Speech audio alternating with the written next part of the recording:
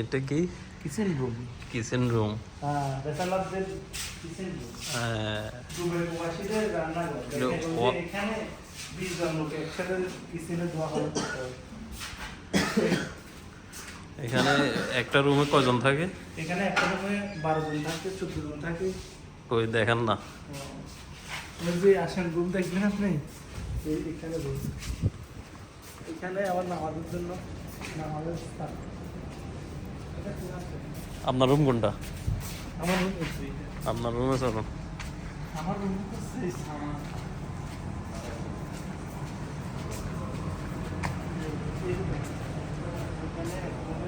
আপনার রুম কোনটা? আপনার রুম আমার রুম ভালো লাগবে চলেন না আপনার রুম? দেখাবো তো, আপনি এটা দেখেন। এই যে এটা দেখেন, এই সব সিস্টেম এরকম, সবারই এরকম।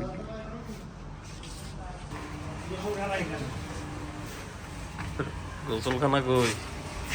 এক লগে কয়জন গোসল করে? হ্যাঁ,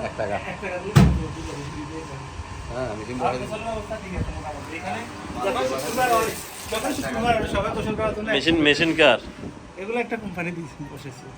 টাকা না দিলে হয় না? টাকা না দিলে এগুলো কি সব ওয়াশরুম নাকি? এগুলো সব ওয়াশরুম। এই যে ওয়াশরুমের অবস্থা,